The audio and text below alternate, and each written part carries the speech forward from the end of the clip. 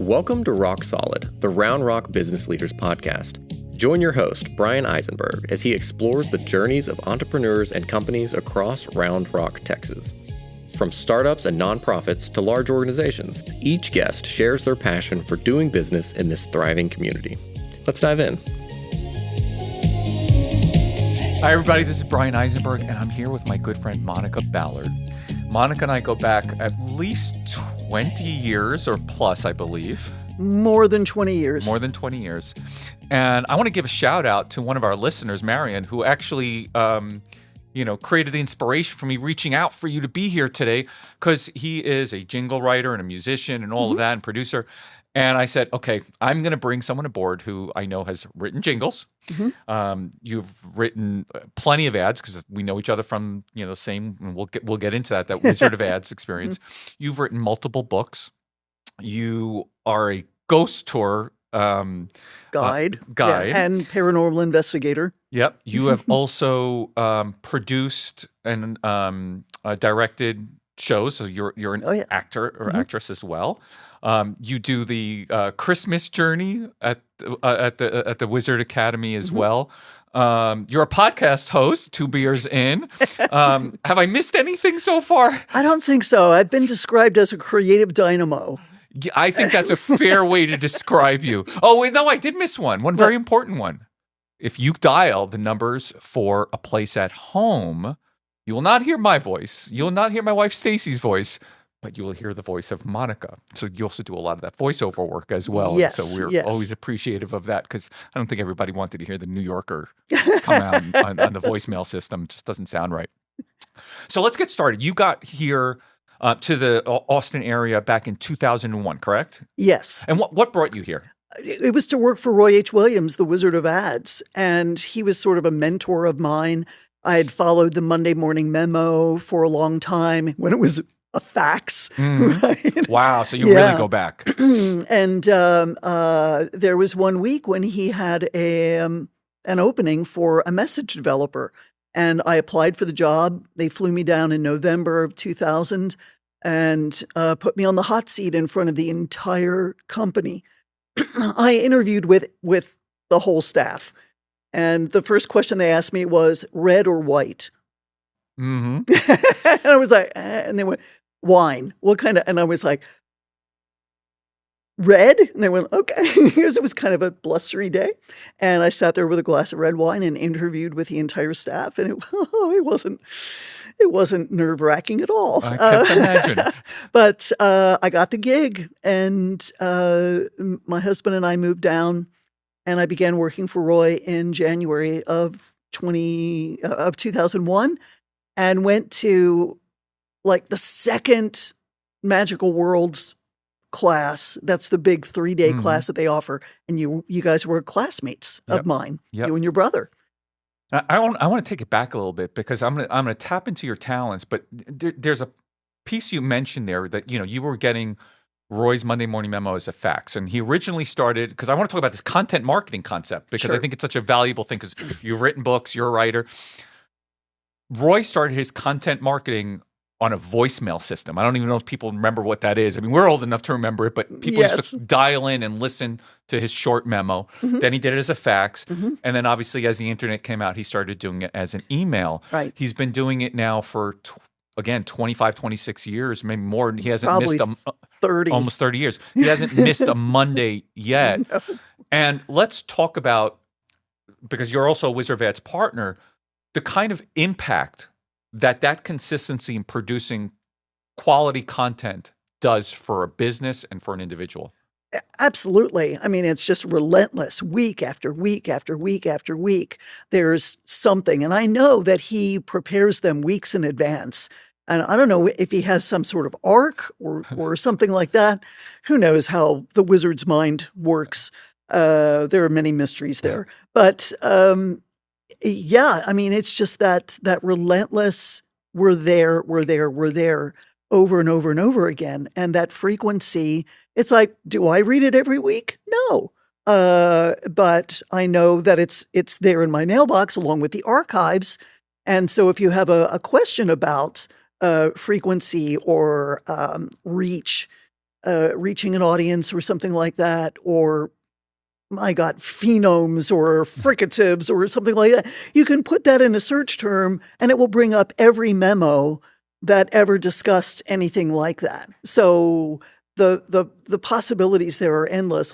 If something is rattling around in your head that goes, wait, wasn't there something written? There's got to be something there, thought particles or something. And you can go and look these things up and find them. And it's such wisdom. Rock Solid is produced and recorded at Round Rock Studio. Located right here in Round Rock, our state-of-the-art studio is built for podcasters and creatives alike. We offer multiple professionally designed podcast sets, top-notch recording gear, and a full photography studio ready for any project. Whether you're launching a new podcast or upgrading your existing one, we can help with multi-camera recording, editing, and everything you need for success. Record with us at Round Rock Studio, your local podcasting partner. Yeah, and he's also created an amazing place in here in the Central Texas area. They've got free wedding chapel on his property. The Wizard Academy School, which is a business school, has all kinds of classes. Plus, obviously, his own advertising clients, plus his partners, all from starting that content and delivering it week after week. And again, you're no stranger to content. You've written a number of books. Let's talk a little bit about your books. I mean, personally, one of my favorites is your ghost book about the Driscoll Hotel, which is a landmark here in Austin. Can we talk a little bit about that? Sure. So I've been doing the ghost tours for over 20 years now. And one of the things that we really, really emphasize is research. We try not to tell urban myths or anything like that. And I'm in the process of finishing up a second book, much bigger and broader scope than the Driscoll, although there is a long chapter in there about follow-up stories about the Driscoll. And because research is so important for us, I go back and I re-explain some things or elaborate a little bit more. I have a whole chapter in my new book called Myth Information, just based on what I've overheard on other tours or read on the internet. And it's kind of like, oh my God, no. Here's how that actually happened kind of thing. So it's correcting a lot of things like that. We spend a lot of time at the Austin History Center and interviewing people and going through, the city catalogs and newspapers.com and that sort of thing, and really getting the firsthand stories and trying to tell them properly. Because we've found that when we tell them properly, we get input from the other side. It's really amazing and incredible that when you tell stories right, it's sort of like the cocktail party effect on the other side. They come skirting around to see, somebody mentioned my name, and things happen. Yeah, I've had the privilege of being on a ghost tour with you and my son, and it's an experience. It's something that if you're coming to the area and you haven't experienced, you absolutely should. From your ad writing experience, I am sure that our listeners have probably heard even one of your ads on the local radio. Probably Kangaroo, Koala Cooling. Let's see, who else? Hoover's for a while. And the reason that we don't feature many local clients is that there is sort of a cachet of dealing with clients that are dealing with agencies more than 50 miles away. That when you take on a client that's local, it's got to be a very special relationship. And as always, I like to always say the prophet's never welcome in their own hometown. Exactly. Yes. And we know who wrote that originally, and you can't dispute that. So there is something to be said of dealing with an agency that is more than 50 miles away, because they're sort of like, they're a little bit more elevated than, that's just a local agency kind of thing. So when we choose a local client, it's got to be very, very thoroughly vetted. Do they have that fire in their belly? Do they have the capability of growing? Are they not going to chicken out after the first 90 days? That sort of thing. Because you don't want a list of those local people, because then word gets around and You It don't can want that. It can get messy. Talking about messy, one of your last books, because you've worked with a lot of home service companies, is this book, No Place Like Home Services, Yes. with our friend Ray Sagern.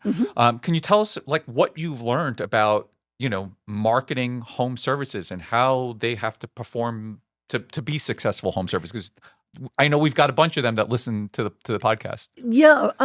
Ray, my partner, developed something called story, culture, and experience, sort of like this vortex of story is what the public hears about you. Culture is what's inside your company and whether or not you're living up to the story. And then experience is when you go out and service those customers, are they experience what the story said? And Well is said. the person who is providing the experience living up to the culture that you heard about in the story? So it all mixes together like that. So the way that No Place Like Home Services came about was because we were writing articles for a publication, a monthly publication, and let me just reach for this. And I put together 12 articles that we had written together and surprised Ray by putting them in a book called Onward and Upward. And because he always said, we need to write a book, we need to write a book. And so I put this together for him and self-published it through the same company that did the Driscoll book, and surprised him with it one Friday morning. He came in and I said, "Good morning." He said, "Oh, what's good about it?" And I said, "Well, you finally wrote that book." And he was like, "What?" And he said, "There's only one problem with this book. Your name isn't on it." Now that's a partnership. That's a partnership. Yeah. And so we really, really went together and made more of a story arc with No Place Like Home Services with a sort of a Wizard of Ads kind of Emerald City kind of theme. And this came out last year, working on an audiobook version for it. It's much more complete, it's much more detailed, and we're really, really proud of it. But that story, culture, and experience is sort of like the linchpin that holds all that together, and has become really a watchword for what we do together and the clients that we still serve together.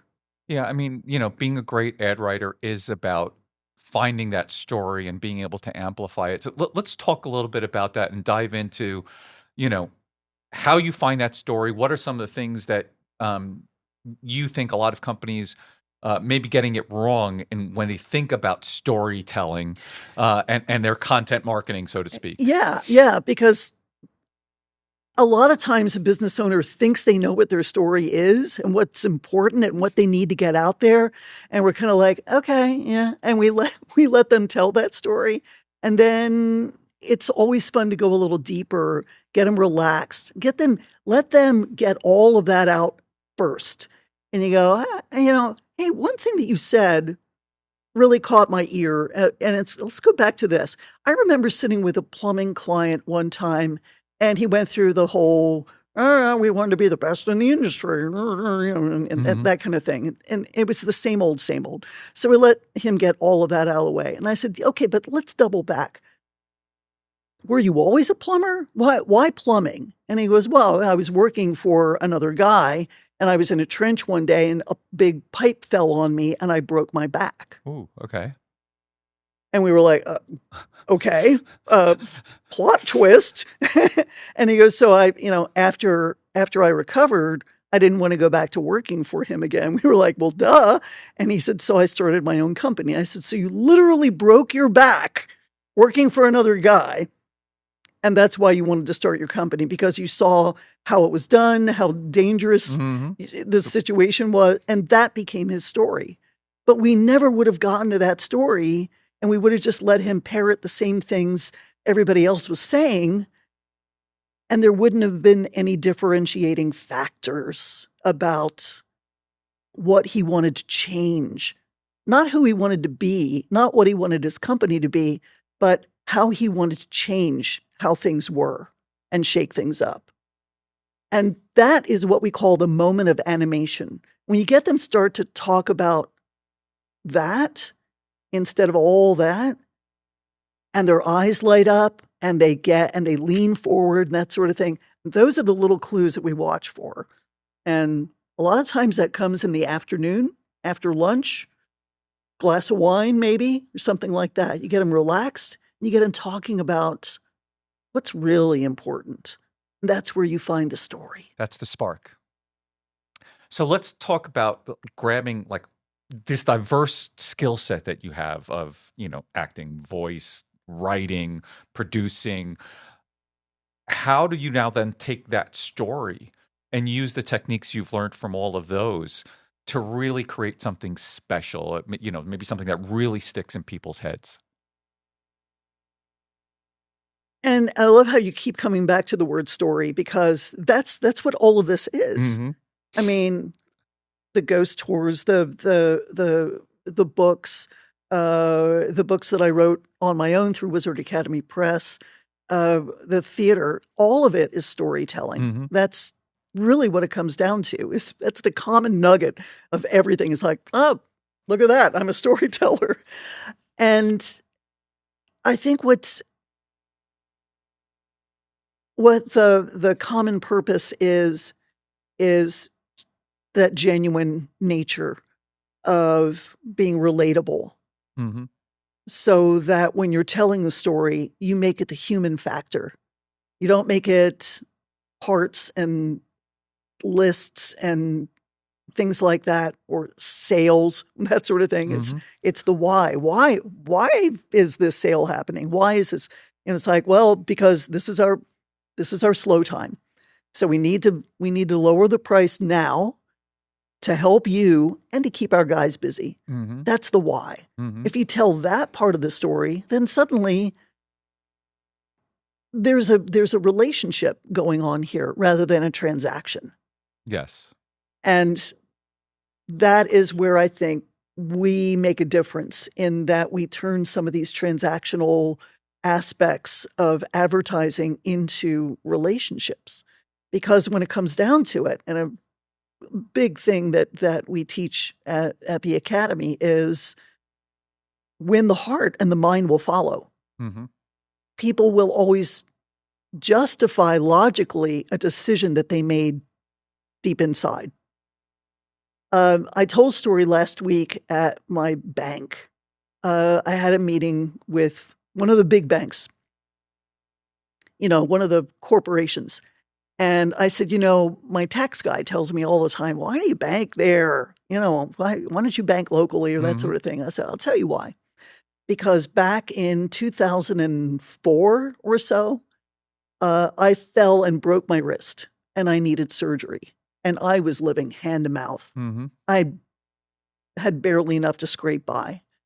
And I went to the bank and I said, I don't want you to freak out, but I'm taking out all my money from checking and savings and my 401k to get the surgery that I need, because I'm basically uninsured, and that's what it's going to take. But I just want you not to freak out. And I don't know what I'm going to do if any bills come in. And the personal banker that I had said, we've got this.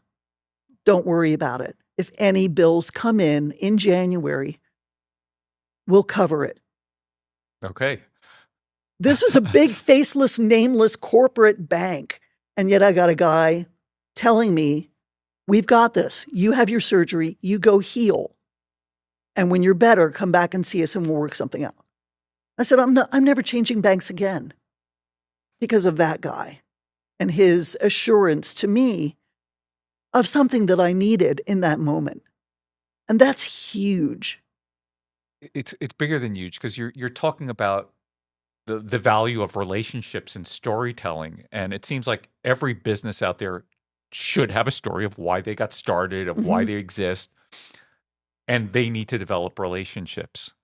And it's just that one human touch, as you mentioned, that made a difference for you to really be locked into this one faceless entity, right? Yes. But because that one-to-one person, so that one person became a leader for that organization. Yeah. Yeah, that you don't hear that every day. No, not at all. And I wanted to share that with the banker from that same faceless, nameless bank. But when he said we're here for you, and I said, oh yeah, let me tell you how you're here for me, because you were there for me that one time. So no matter how many people try to tell me to change banks, I'm not. Let's go into the kind of the fun side. You have this podcast called Two Beers In, and you bring some interesting stories there. So let's talk a little bit about that podcast. Sure. My buddy Brett Weaver, who's also a voiceover guy and computer nerd, very, very help desk oriented kind of guy.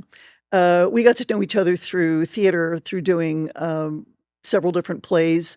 He did the Christmas show with me down at Wizard Academy. We do a lot of work with Penfold Theater here in Round Rock. Yep. And I don't know, we would just have happy hour, and about 2 beers in, things would start to get funny and silly. And I said, the best conversations happen when you're 2 beers in. And he was like, oh, there's a podcast.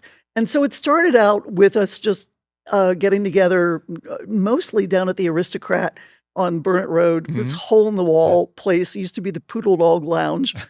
And we would find a booth there and just drink and see what would happen.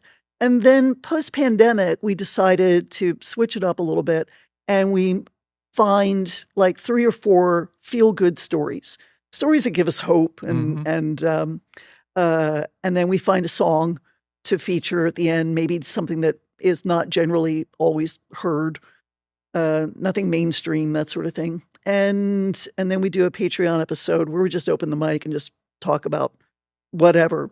I mean, last night we started talking about Eric Satie, the composer, and got into what a strange guy he was, that sort of thing. So you just never know what's going to happen on 2 beers in. Well, once you're 2 beers in, you're not going to know. I kind of want to get to some wrap up. You've already mentioned, obviously, the Driscoll Hotel. It's got to be one of your favorite spots in the area. It really is. We mentioned the Wizard Academy, especially the Christmas Trail. Is that on plan for this year as well? In 2025, yes. Journey of the Wise Men will happen once again. Okay, so I'm excited about that. And then obviously you mentioned the Penfold Theater. But what are some other great places that you absolutely love about being in this area? I tell you what, I bought a house in Hutto, like right at the pandemic. I mean, I signed those papers and the country shut down. And good timing. for weeks, my family was asking me, what are your neighbors like? And I go, I don't know. I roll out the trash and we wave. That's about it. But I really love the city of Hutto and the careful development that they're doing. There are still only 3 ways to get in and out of town, but hopefully we're gonna fix that in a bit. But I love being there. We're getting a Jack Allen's restaurant soon. Yep. Good barbecue there. Good little hole-in-the-wall bars, as well as some upscale places.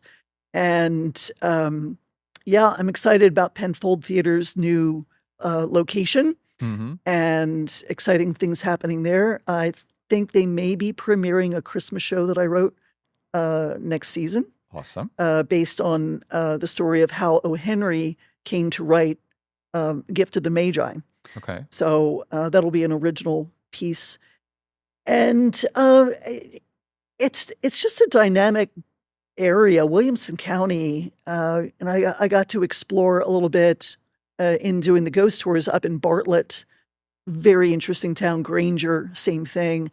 And I look forward to the flourishing of those little towns. And I think Williamson County is just a dynamic place to be right now and very, very exciting. Awesome. If people want to learn more about you and connect with you, maybe ask you some questions, what's the best way that they can find you? God, not my website. My website is just so abandoned. There are tumbleweeds rolling through my website. Kids, I understand that. Yes, exactly. Creative Dynamo. Don't have time to update my website. But probably through email, monica.ballard@wizardofads.com. Terrific. Monica, thank you so much for being here today. It's been my pleasure. Thank you for having me.